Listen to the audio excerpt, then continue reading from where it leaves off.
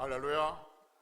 지난 시간에는 저주가 복으로라는 제목으로 말씀드렸습니다.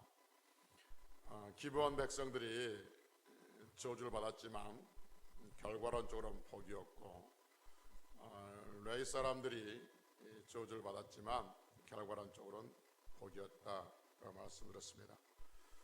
기브온 사람들이 저주를 받았는데 그것이 복이 됐던 이유, 그리고 레위 사람들이 저주를 받았는데 그것이 복이 됐던 이유는 성전이었다고 말씀드렸습니다.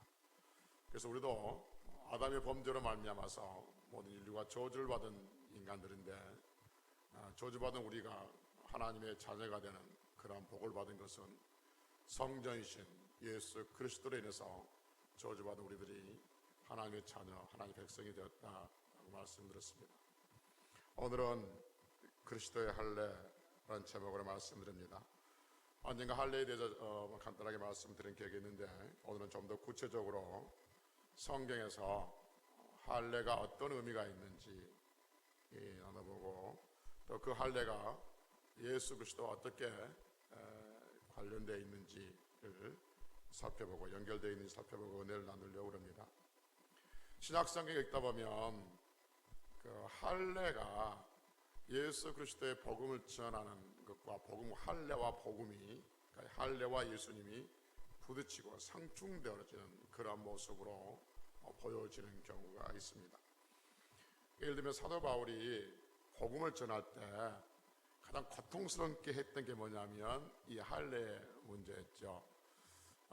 그래서 이 사도 바울은 구원은 오직 예수님을 믿음으로만 구원받는다, 이렇게 복음을 전하고 이렇게 가르친단 말이에요. 그래서 십자가에 죽으셨다가 살아나셔서 부활하셔서 승천하시고 다시 오실 그 예수님을 믿는 자, 그 안에 구원이 있다. 그러니까 예수님만 믿으면 구원이 있다 라고 말하는데, 유대인들은 그게 아니었었어요. 유대인들은 그래 예수를 믿는 것도 믿지만 반드시 뭘 받아야 되냐면 할례를 받아야 된다라고 했죠.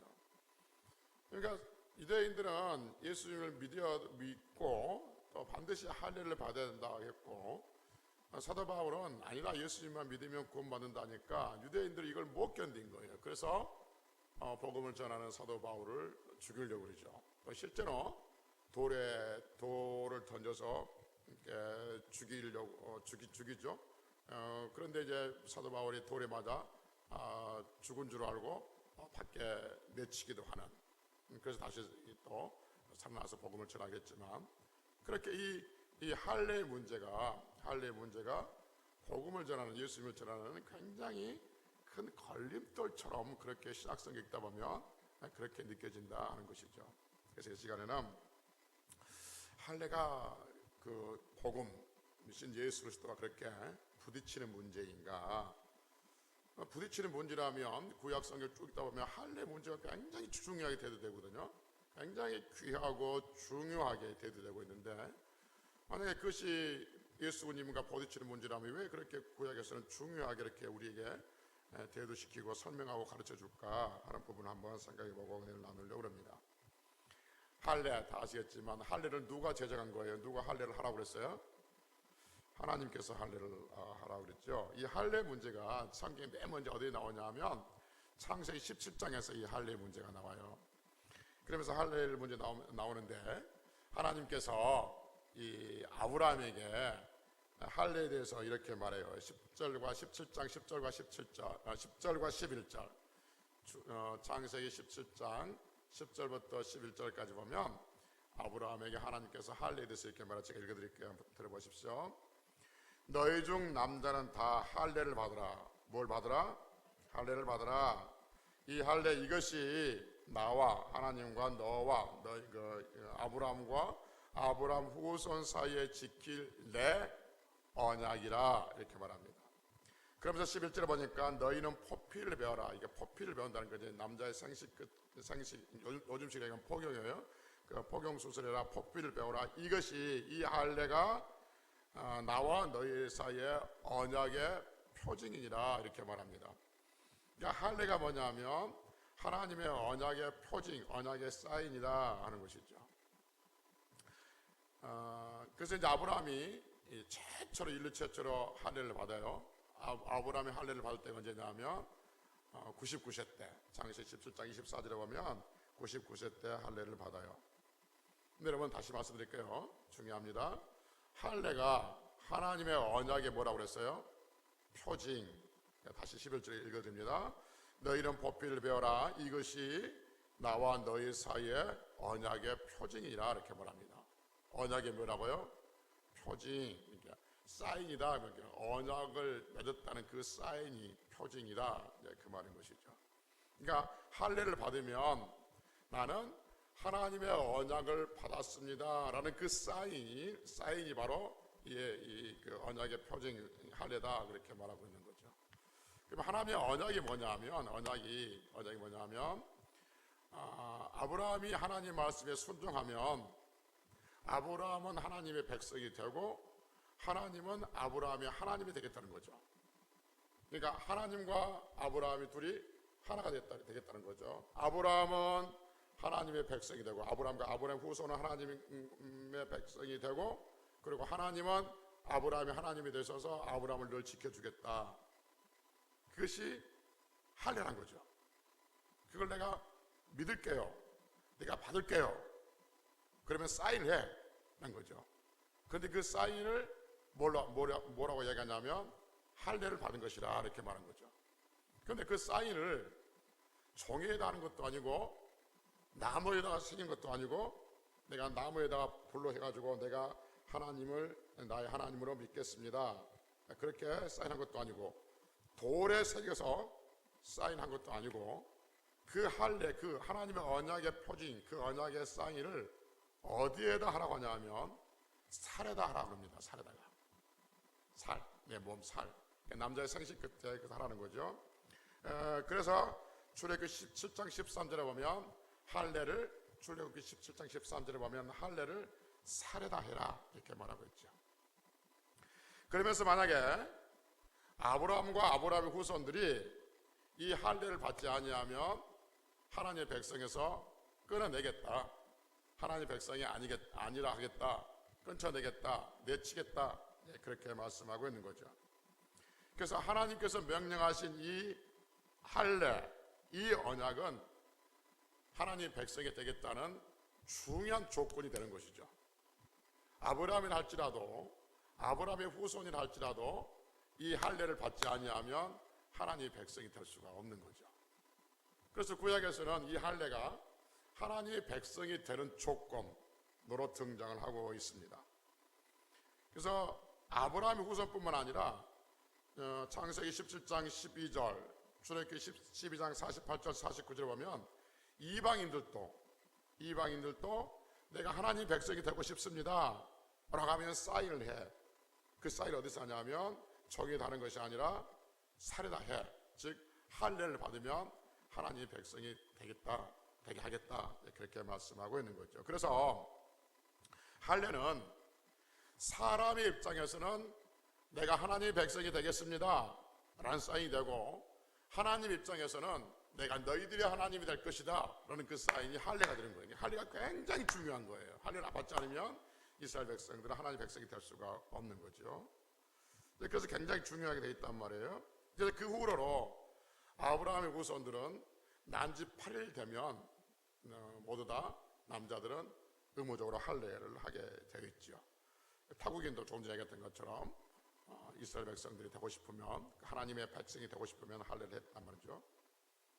그런데 이 할례 문제가 신명기 10장 6절에 보면 좀 다르게 우리에게 말해주고 있어요. 뭐라고 말해주고 있냐면 신명기 10장 16절 제가 읽어볼게요. 그러므로 너희는 마음의 할례를 행하고 이렇게 말합니다. 할례를 어디에 행하라고요? 마음의, 신명기 10장 16절에서 마음의 할례를 행하고 그랬습니다. 근데 여러분 조금 전에 창세기 17장 12절에서 할례를 어디에 행하라고 그랬어요? 살에. 창세기에서는 할례를 살에다 하라고 그랬거든요. 그런데 신명기 딱 넘어오니까 뭐라 하냐면 할례를 마음에 하라고 말합니다. 이게 무슨 말이냐면 마음의 할례를 받은 사람이 곧 살의 할례를 받은 거죠. 그러니까 살의 할례를 받은 것은 마음의 할례를 받았다는 것을 밖으로 드러내는 표시가 되는 거죠. 우리는 이건 예표라고 말한 거죠. 그래서 내가 마음의 할례를 받았다, 아니 살의 할례를 받았다, 이 말은 내 마음으로 지금 나는 하나님을 믿고 있습니다 라는 그 의식의 표시이고, 이제 그래서 성경은 너의 마음에 할례를 행해라, 그렇게 말하고 있는 거죠. 그럼 여러분, 살의 할례는 누가 할까요? 사람이 할까요? 아니면 하나님이 해주실까요? 우리 살에다 할례 한다면 사람이 할례를, 지금은 의사들 하겠죠. 사람이 하는 거예요. 뭐 스스로 할 수 있겠지만 대부분 다른 사람이 해주지 않겠습니까? 뭐 난지 8일 만에 지가 난지 8일 만에 얘가 내가 하나님 믿습니다, 내가 뭐 이렇게 할례를 하겠습니다 라고 하지 않지 않겠습니까? 보통 납비라든지 아버지가 할례를 시킬 거예요. 그러면 마음의 할례는 누가 해줄까? 마음의 할례는 내 스스로 할까? 아니면 하나님이 해주실까? 어떨 것 같아요? 내 스스로가 나는 하나님을 믿습니다, 그러니 내가 마음의 할례를 하겠습니다. 할례 했습니다. 그러니 하나님의 백성입니다. 이제 앞으로 죽을 때까지 하나님 믿고 살겠습니다. 그렇게 마음에 스스로 할례 할까요? 그런 경우가 있어요. 여러분, 마음의 할례를 하셔야 됩니다. 마음의 할례는 이것입니다. 작정해야 됩니다. 하나님을 온 마음을 다해 사랑해야 됩니다. 그래서 이것이 마음의 할례입니다. 여러분, 우리가 다 마음의 할례를 해야 됩니다. 이러신 분이 많이 있어요. 그런데 성경 보면 마음의 할례를 신명기 30장 6절에 보면 하나님이 우리의 마음의 할례를 해준다고 그래요. 그래서 제가 읽어보면 이렇습니다. 성경 찾아보게 하고 싶은데 찾는다는 것이 귀찮다는 말씀 들어서 제가 읽어드릴게요. 읽어도 충분히 할 수 있어요. 내 하나님 여호와가 내 마음과 내 자손의 마음, 즉 아브라함과 아브라함의 자손의 마음에 할례를 베푸사. 누가? 내 하나님 여호와가 아브라함과 아브라함의 후손의 마음에 할례를 베푸사 너로 마음을 다하며 뜻을 다하여 내 하나님 여호와를 사랑하게 하사 너로 생명을 얻게 하실 것이며 라고 말합니다. 그러니까 문장을 이 본문을 딱 들어보면 마음을 다하고 뜻을 다하고 하나님을 사랑해서 할례를 하는 것이 아니라 하나님께서 우리의 마음에 할례를 해주니까 우리가 마음을 다하고 뜻을 다하고 하나님을 사랑이 돼 있다 하는 거죠. 그리고 우리에게 생명을 얻게 하실 것이다 라고 말합니다. 그러니까 여러분, 살에다 할례는 사람이 하지만 마음의 할례는 인간 스스로가 할 수 없습니다. 마음의 할례는 하나님이 해주신다라고 신명기 30장 6절에서 말하고 있는 것이죠. 여러분, 살에다 하는 할례는 하나님을 믿든지 안 믿든지 유대인들은 의무적으로 할례를 하는 것이죠. 태어나면 부모가 의무적으로 할례를 지킵니다. 그러니까 나와 상관없이 할례가 될 수 있어요. 그런데 마음의 할례는 하나님께서 베풀어 주신 자만이 마음의 할례가 되는 줄로 믿습니다. 할렐루야. 목사님 왜 자꾸 또 그 옛날 설교로 이렇게 딱딱하게 돌아가세요? 그러지 마시고 한번 들어보세요. 너무 중요하고 귀한 말씀이에요. 그러면 하나님께서 우리 마음에 왜 할례를 베풀어 주셨을까 하는 거죠. 왜 할례를 베풀어 주셨냐면 다시 신명기 30장 6절에 보면 이렇게 말씀합니다. 내 하나님 여호와께서 내 마음과 내 자손의 마음에 할례를 베푸사 너로 마음을 다하며 뜻을 다하여 내 하나님 여호와를 사랑하게 하사 너로 생명을 얻게 하려 하시고, 하나님께서 우리의 마음에 할례를 베푸신 이유가 무엇 때문에요? 생명을 얻게 하시려고. 생명을 얻게 하시려고 우리 마음에 할례를 베풀어 주신다 성경을 말씀하고 있습니다. 그러니까 여러분, 하나님께서 우리 마음에 생명을 베풀어 주신다는 것은 무엇을 전제로 하고 있냐면 우리에게 생명이 있단 말이에요, 없단 말이에요? 없다는 것을 전제하고 있는 거죠. 그러니까 아브라함은 목숨이 있었어요, 없었어요? 있었어요. 그래서 여기서 말하는 생명은 우리 지금 숨을 쉬고 있는 이 목숨, 이것을 이야기하는 것이 아니라 영원한 생명을 이야기하고 있는 거죠. 그래서 내가 너희들에게 네 마음속에 할례를 베풀어 줄게. 이 할례는 무엇이냐면 언약이야. 너는 내 백성이 되고 나는 너희 하나님이 돼서 영원한 생명을 주는 그 언약이야. 그 언약을 너의 마음속에 베풀어 줄게 라는 거죠. 그래서 여기서 말하는 생명은 영생을 의미하고 있다는 거죠. 영원한 생명, 영원한 생명, 영원한 생명, 영생을 의미하고 있다는 것이죠. 그래서 하나님께서는 우리 마음에 영원한 생명을 주시기 위해서 할례를 베풀어 주셨어요. 그런데 이 할례가 신약에 와서는 요한복음 3장 16절에서 뭐라고 말씀하시냐면 이렇게 말씀하십니다. 하나님이 세상을 이처럼 사랑하사 독생자를 주셨으니 이는 그를 믿는 자마다 멸망하지 않고 영생을 얻게 하려 하십니다. 자 보십시오. 요한복음 3장 16절에서 영생이란 말이 나옵니다. 생명이란 말이 나와요. 그런데 이 영생이란 말은 조금 전에 신명기 30장 6절에서 말하는 그 생명과 똑같은 말이에요. 그러니까 요한복음 3장 16절에서는 영생을 어떻게 얻느냐 하면 하나님께서 보내주신 예수 그리스도 독생자를 너에게 주신다는 거죠. 하나님이 세상을 사랑하사 독생자를 주셨으니 그 독생자를 믿는 자마다 멸망치 않고 영생을 얻게 한다는. 그래서 우리가 영생을 얻는 방법은 뭐냐면, 영원한 생명을 얻는 방법, 천국에 가는 방법이 뭐냐 하면 하나님이 보내주신 독생자를 믿는 것이 우리가 영원한 천국 생명을 얻게 되는 길인 줄로 믿습니다. 요한복음 3장 16절에서 그렇게 말씀한다는 거예요. 그런데 아까 신명기 30장 6절에서는 영생을, 그러니까 생명을 우리가 주시는데 그 생명을 어떻게 얻는다고요? 할례를 받음으로써. 할례를, 여기 신명기 36장에서는 하나님께서 우리의 마음에 할례를 베풀어 주시는데, 할례를 베풀어 주신 이유가 뭐냐면 생명, 영생을 주시기 위함인 거예요. 신약에서 하나님께서 우리에게 영생을 주시는데 그 영생을 어떻게 얻냐면 하나님께서 우리에게 보내주신 독생자를 믿음으로써 영생을 얻게 된다, 그 말인 거죠. 그렇다면 무슨 문제? 그렇다면 뭐냐 하면 여기도 영생을 얻고 여기도 영생을 얻어요. 여기서 구약에서 영생은 할례를 받은 자가 영생을 얻는 거예요. 생명을 얻는 거예요. 신약에서는 예수를 믿는 자가 영생을 얻어요. 그러면 구약의 할례는 신약의 예수 그리스도를 예표하고 있는 줄로 믿습니다. 그래서 구약의 할례는 영생을 얻을 수 있는 예표예요. 영생을 얻을 수 있는 무언가 되는 거예요. 영생을 얻을 수 있는 무엇, 그것을 할례로 설명하고 있는 거예요. 그런데 영생이 얻는 그 무엇이 신약에 와서는 그것이 예수 그리스도야, 딱 그 말인 것이죠. 그래서 구약의 할례는 영생을 얻을 수 있는 무엇이 되는 상징적인 어떤 언약, 상징적인 사인이 되는데 그 사인은 예수 그리스도 안에서 완성이 되어지는 것이죠. 그래서 구약이 뭐냐면 언약의 표징이에요. 언약의 상징이에요. 언약 자체가 아니에요. 언약의 표징이라고 그랬어요. 그 사인이란 말이에요. 근데 그 사인을 가지고 오니까 이 사인이 누구냐면 예수 그리스도라, 그 말인 거죠. 그래서 구약에서 할례를 베푸신 것은 언약의 표징, 영생이 너희 안에 있다는 그 사인만 준 거예요. 하나님께서 사인만 해주신 거예요. 그만, 사인만. 그런데 그 사인을 가지고 신약에 오니까 그 사인을 딱 내미니까 사인 받아왔네? 이게 그러면 예수님을 바꿔줄게. 그래서 생명을 얻게 되었다, 그 말인 것이죠. 할렐루야.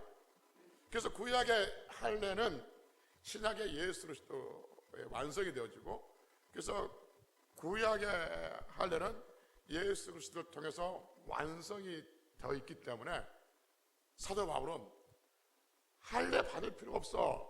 할례 받아서는 안 돼. 할례를 받았다면 어떤 의미가 되냐면 아직 그 사인의 완성자이신 예수님을 믿지 않는 거예요. 예수님이 오시지 않았다는 거죠. 그런데 유대인은 자꾸 할례를 받으래. 할례를 받으라는 것은 어떤 의미가 있어요?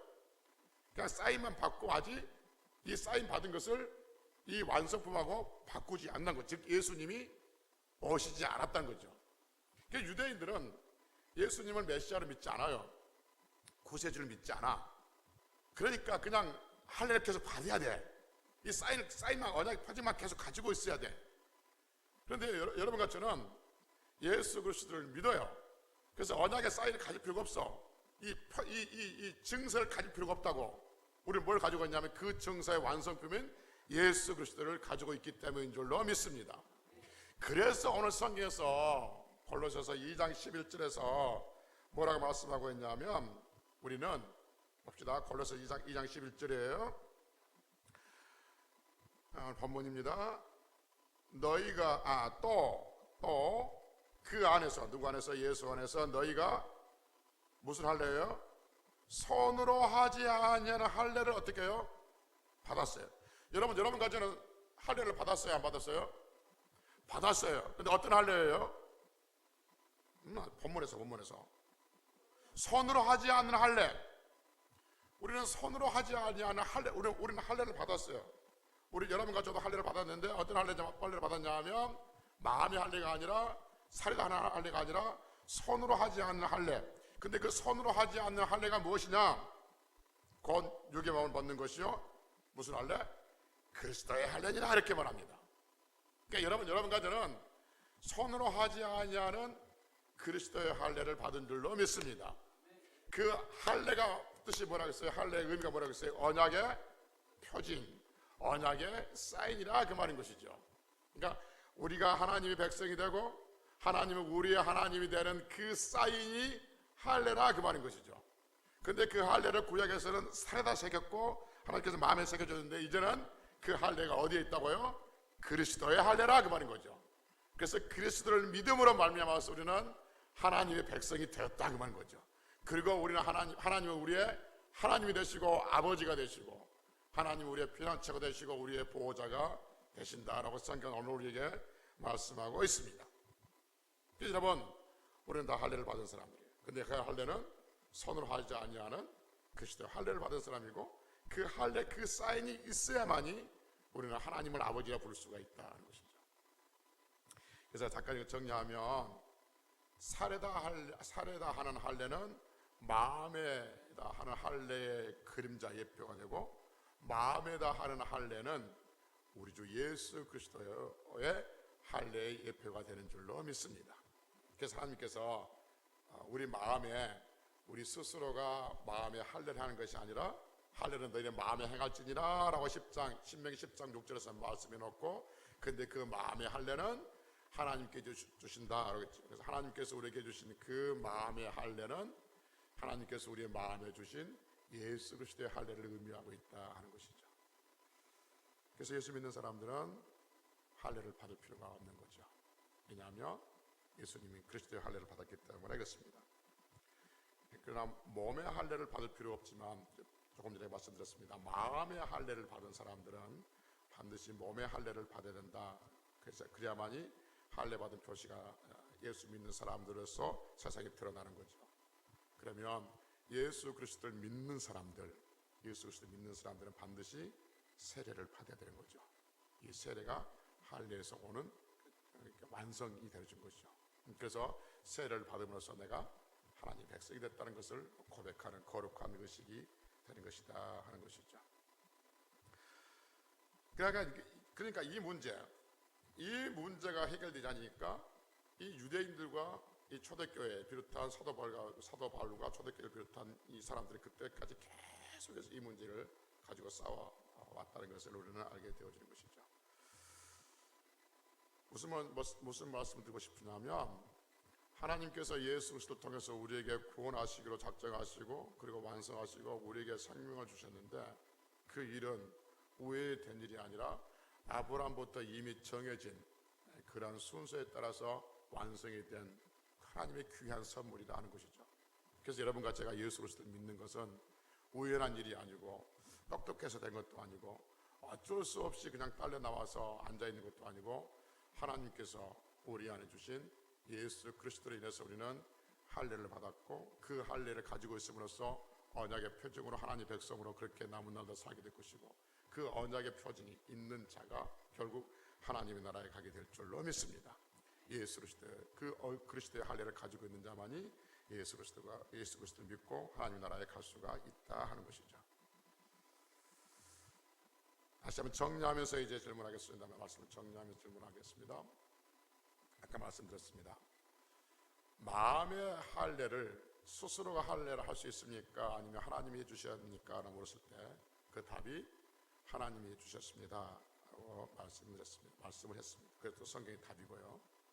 그럼 여러분 그리스도의 할례, 즉 예수를 믿는 것이 우리 스스로가 되어진 일입니까? 아니면 하나님께서 예수 그리스도를 믿게 하셨습니까? 하나님께서 예수 그리스도를 믿게 하셨어요. 이게 할례가 하나님께서 마음의 할례를 하게 하셨다니까요. 그리스도 할례도 하나님께서 우리를 예수님 믿게 하신 거예요.